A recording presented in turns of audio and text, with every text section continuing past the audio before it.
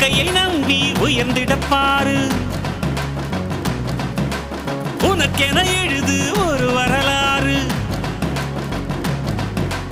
உனக்குள்ள சக்தி இருக்கு அதை புசிப்பிட வழிபாரு சுபவேளை நாளை மாலை சூடிடு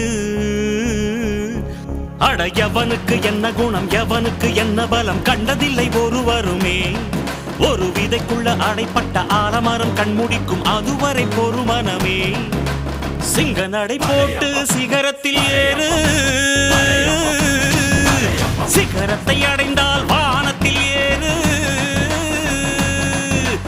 எம்பேரு படையப்ப இடப்பட்ட நடையப்ப என்னோட உள்ளதெல்லாம் இளஞ்சிங்க படையப்ப